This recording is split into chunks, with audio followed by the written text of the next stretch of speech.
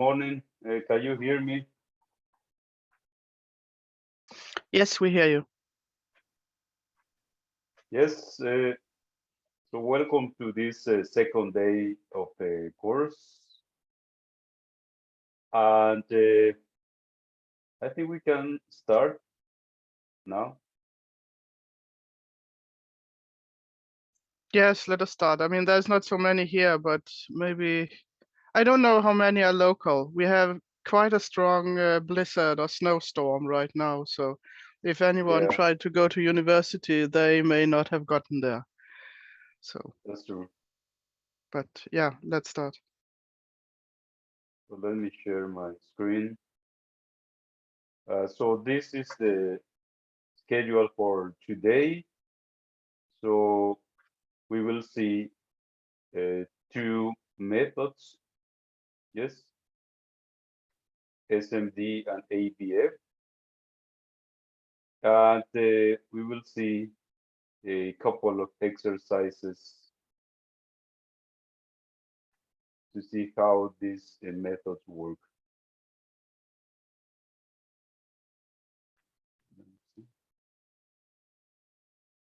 So if you go to the repository and then go to the folder number 3,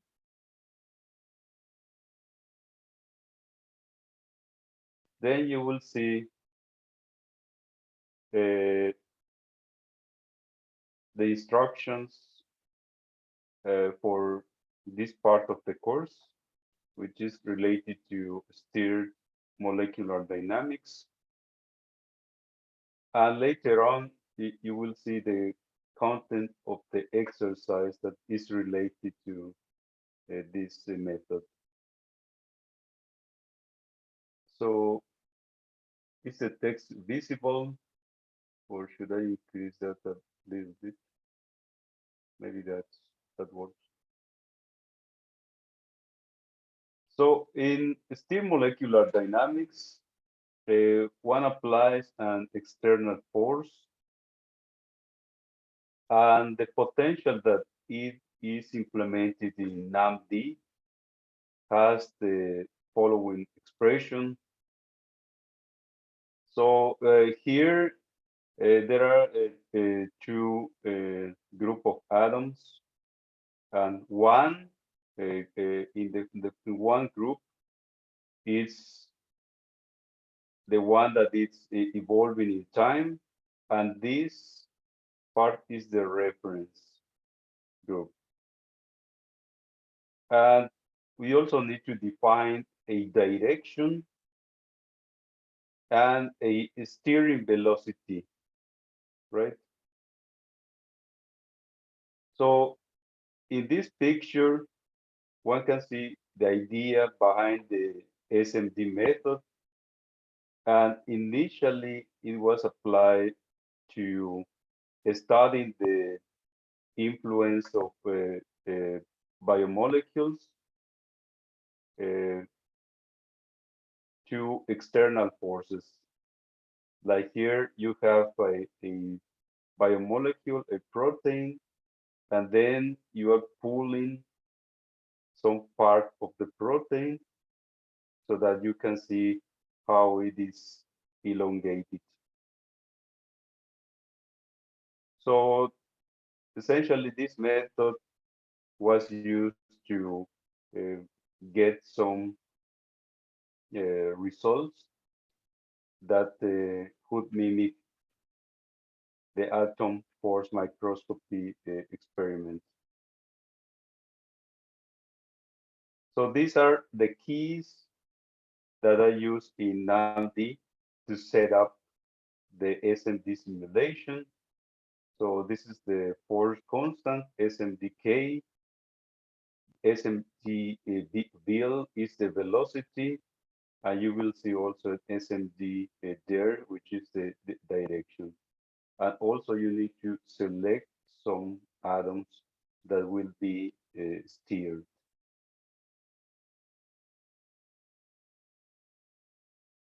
So more details can be found in this reference here. And yesterday, I also mentioned that a good uh, reference for an overview of this and other sampling, enhanced sampling methods can be found here in this reference, which is a live review.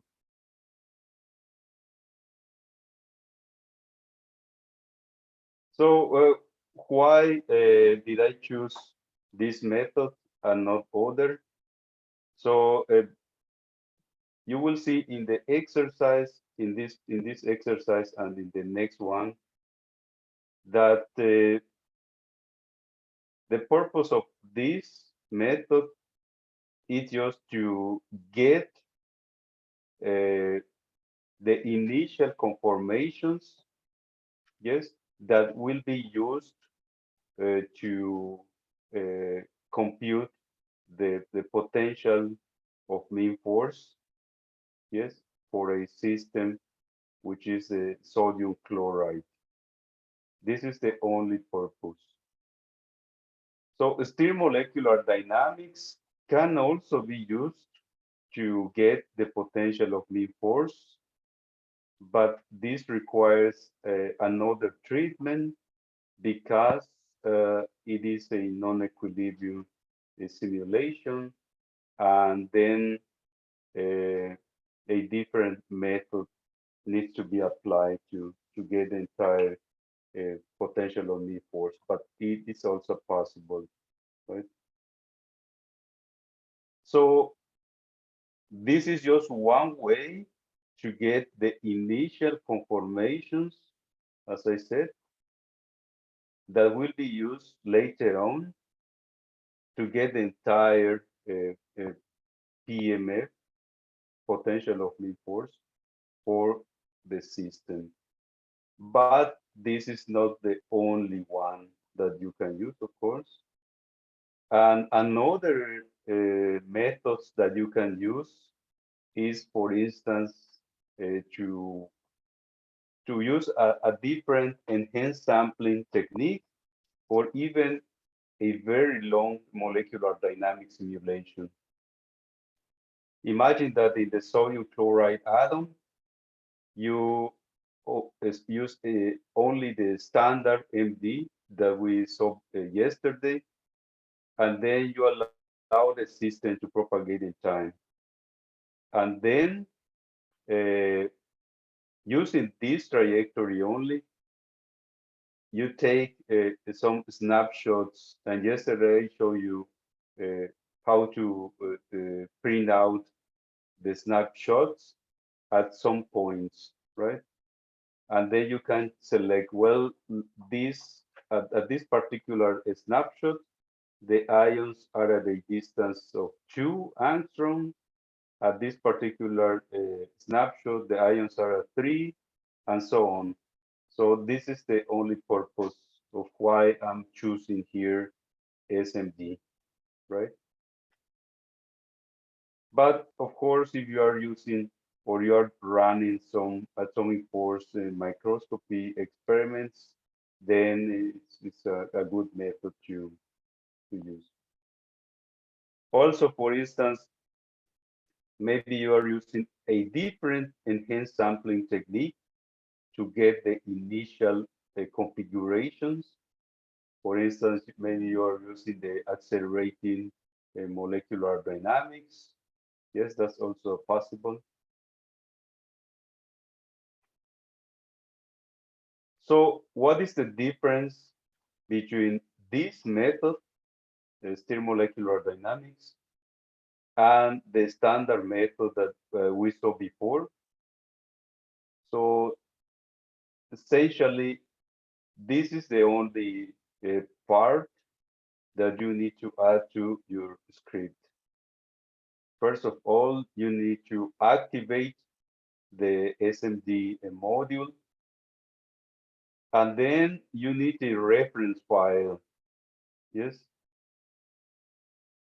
Uh, After that, you set the force constant that was mentioned above, and also you set the velocity at which the steering will be conducted, and the direction at which the force will be applied,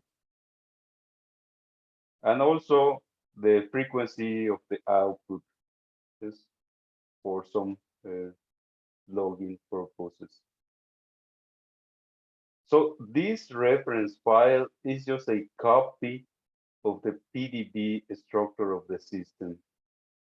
But here in the occupancy column, you need to set a value different to the one that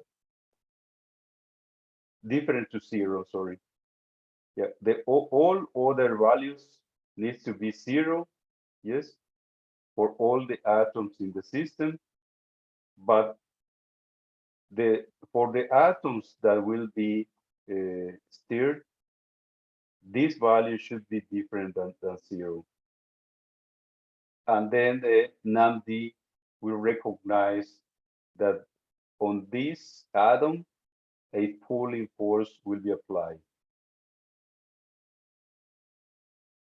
So in this case, for this instruction here, you will need to modify this line in the exercise, and this here I'm telling NAMD that the sodium ion will be pulled.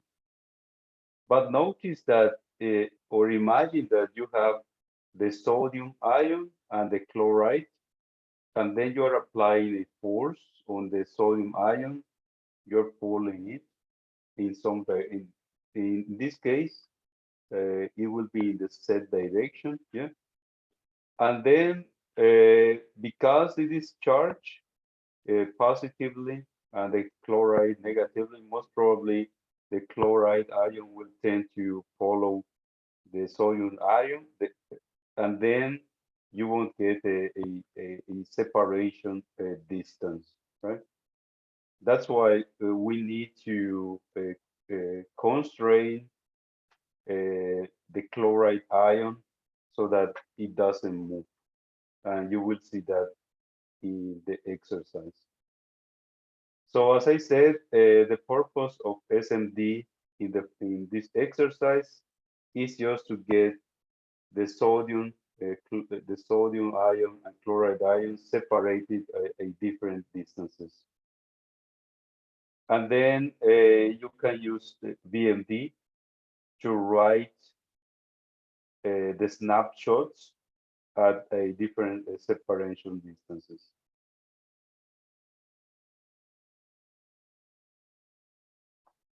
So I think this will be the theory for SMD. And I can show you how to generate these structures in VMD.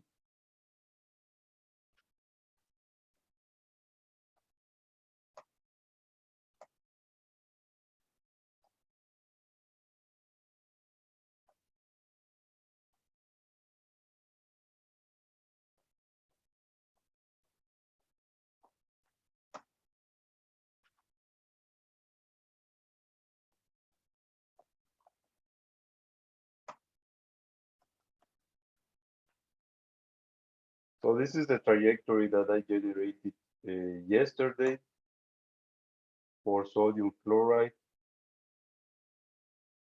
And we also saw that in VMD there are several tools to select the atoms. Here I will select just the ions and put some drawing method. Then I can center the ions and measure the distance between the ions. So because this is a trajectory, I can display the values of these distances with the labels. And I can make a plot in VMD. So then we can see the following. So we see that in the first frame of the trajectory, the value was more than 4.7. Then the value was around 2.4. So if you hoop over on the points, then you will see the value in the terminal where VMD was open, right? You can see what are the values here. And you see that if I don't put any constraints, or I don't pull the atoms apart, then this value will be close to the equilibrium value. It's around 2.5 or 2.6, right? That's why I need SMD to force the atom to move apart. And then, yes, I can choose the different values. For instance, imagine that I want to print out this value here, which is the frame 44, right? Because I think, or according to my analysis, this value is close to 3, right? And I can choose this as the frame which has a value of 3 angstrom, right? So what can I do in this case? I go to the main window, then I select this structure here, which is the only one that I have now. And then I go to save coordinates. And here I can put the first frame, 44. And the last frame is also 44 because it's only one frame that I need to save. And then I will select all the atoms because I want the entire system. And I select save. And here I will call the frame, for instance, the window 3 in this case. It's just a name. But in the exercise, I will ask you to set a different name. And then OK. So now in this directory, you should have a new file, window 3, which is the one that we generated. And then here, I will open that.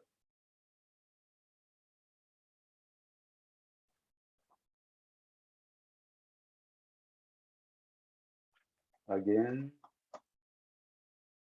you select the ions. And then if you measure the distance, you will see that this is the one that we wanted, the 2.87. So this is how you can generate the frames that are needed in this exercise and in the next one.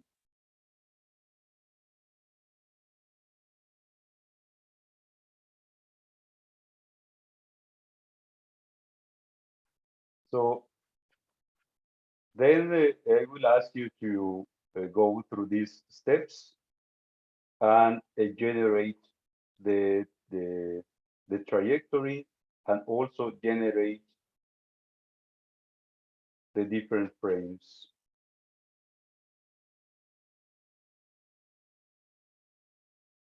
Is there any questions at this point? We have more time today, and if you couldn't finish the exercise yesterday, then you can continue and any questions you have, then you can ask me today. So you may think, well, this system is not really interesting, but according to my experience, it's very good to have a system that you know very well and where you can experiment, right? And the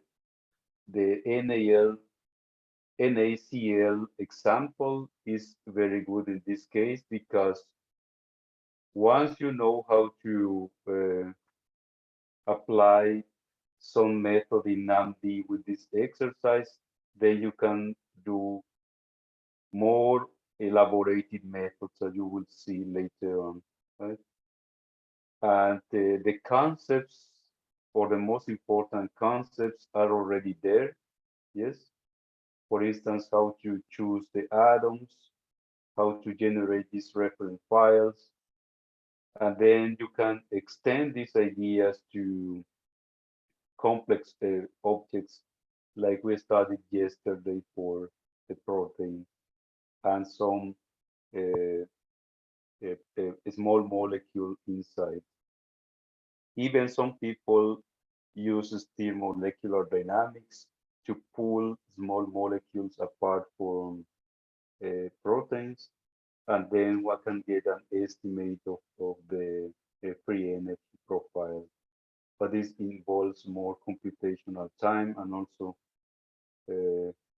yes, one needs to do a very long equilibration phase.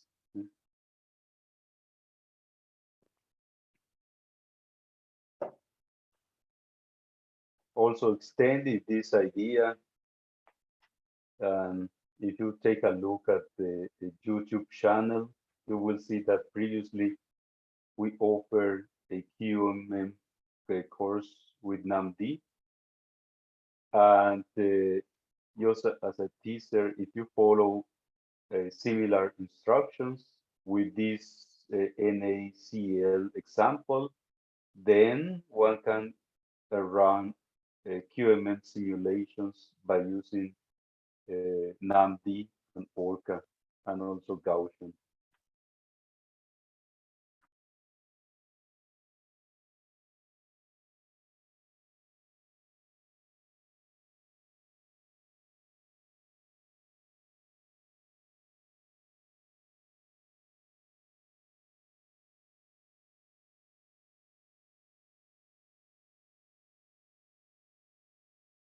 So there is a question in the Q&A document, and it reads,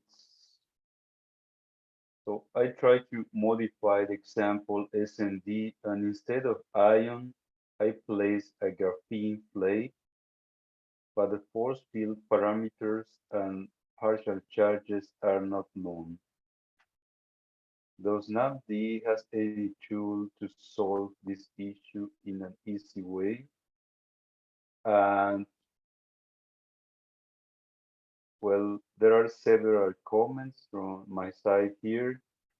So imagine that you have your graphene flake, and then you have some ion, yes?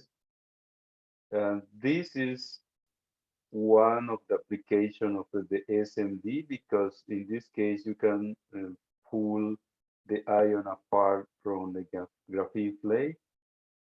And then if you go to,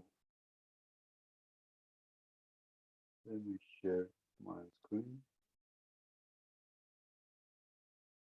If you go to the NAMD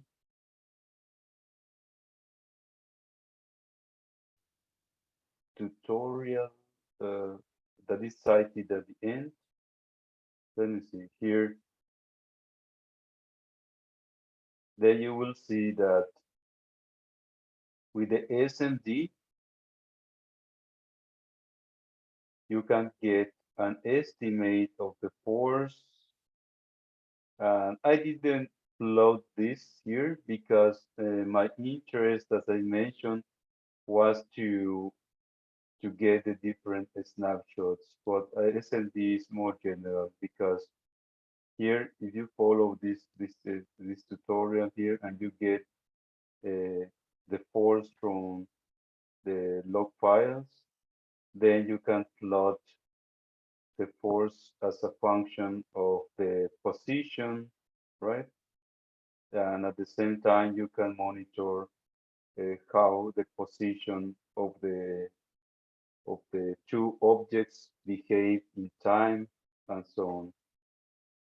And in SMD, it is recommended to repeat the experiment, the pooling experiment, many, many times so that you get a proper idea or proper insight into how the system is behaving. Right? It's not that you just pull the objects once and then you get a realistic uh, result. One needs to repeat it several times and then observe how the system behaves. So this is in the case where you have already set up the system as we have currently with the sodium chloride system, right? But in general, or in the present case for the graphene plate, so you say that you don't have the force field parameters and the charges are not known. So the first thing that you may need to do is to explore if in the literature force field parameters and charges have been reported. Right? If they have been reported, then you can get these parameters and write or include these parameters in the parameter file. Yes, and do something like this. Yes, this is in the charm format, but in AMD you can do or use a different type of format, right? But this is the charm format that one is using here. For instance, the bones have a special unit and also a specific layout. But you will need to get the bones, the constants, angles, constants, the torsions, and so on. And the charges are computed by using quantum mechanical methods. So the first thing that I would recommend is that you explore the literature. And graphene is a very known system, and there could be some parameters for this system. And because this system is not included, I would say, in QuickMD, you may need to work out the coordinates of the atoms manually, as I mentioned before, right? So you will need to work out manually or even using a tool like Avogadro. So in Avogadro it's quite easy. So I can show you. I have here Avogadro installed, and I use this for setting molecules. Let me see if I can do it here.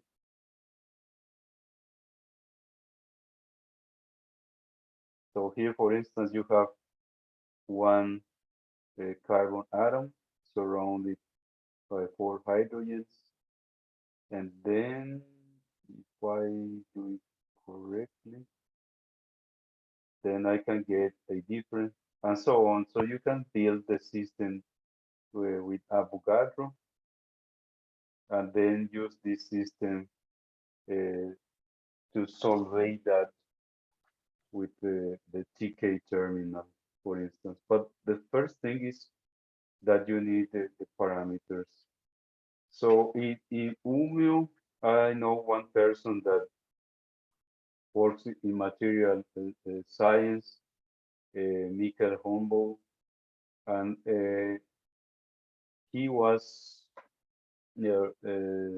implemented some MATLAB scripts to set clay systems, and he did this kind of experiments that I show you in my lecture. What is this?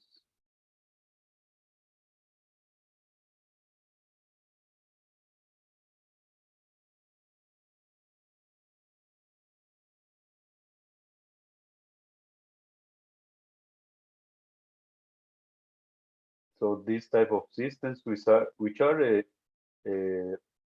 sheets of atoms. So I think he uses MATLAB to generate this, and he also had some uh, scheme to compute the parameters, right? So he should know more about this type of systems for material science, right?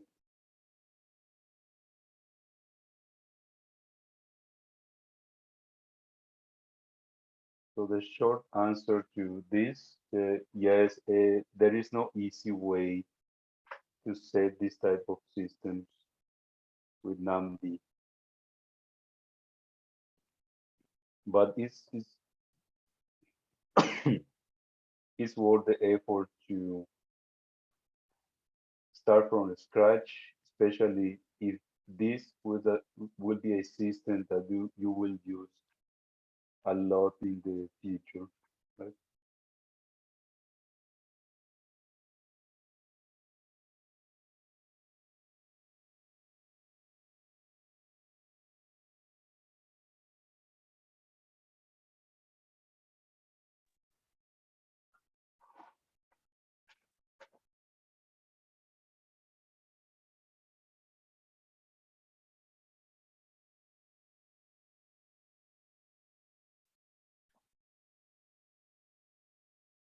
So let me go to the last part of the course. But first, I need to mention that there are some possible solutions to the exercise. And if you take a look at the files, then you will see a possible solution, a possible trajectory that you can get. Yeah? So this is the input file that you need for the exercise. And in this input file, you apply some uh,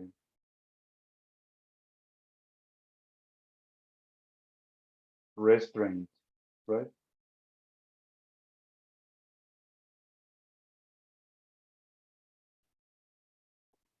And these are the possible values that you can apply.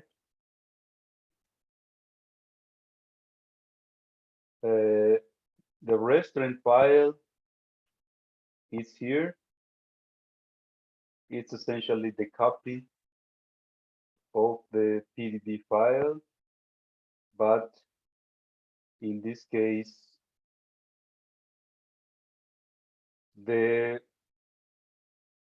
occupancy column has been modified for chloride, And this is the reference value. Oh, sorry, this is the one that I mentioned already. And this is the reference value for SMD. So on here, it is the sodium ion that was selected. And I provided you with two possible trajectories. If for some reason you were not able to generate them, then you can follow the next step.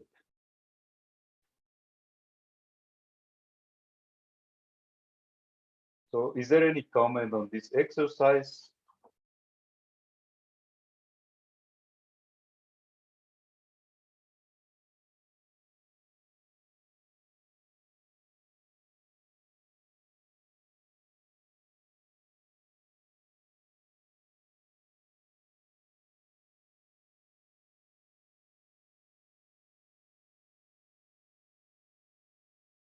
Okay, I will take this it as a no. So I can go to the last part.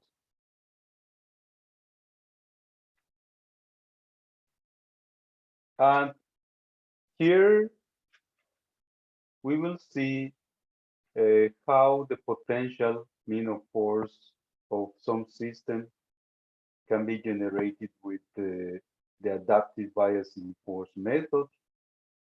This is just one method that is available in NAMD.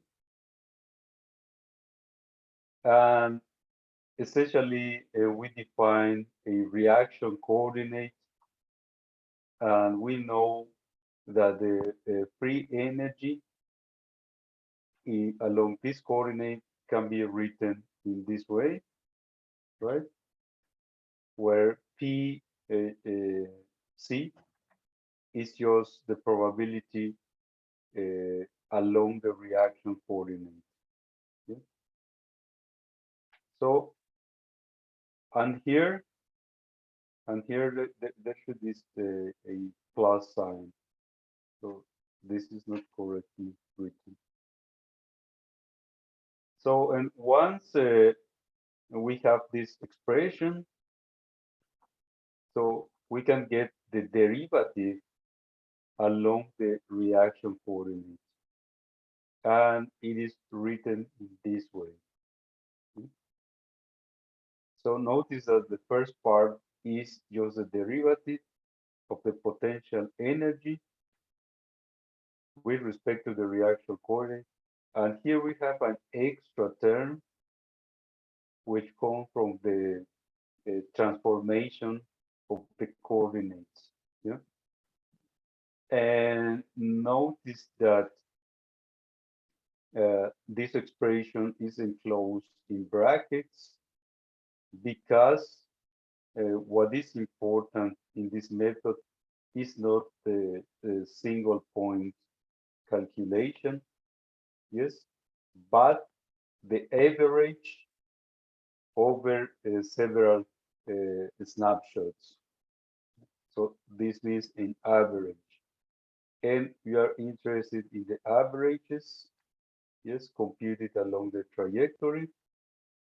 And if you realize what this expression is, it's just the negative force along the predefined reaction coordinates.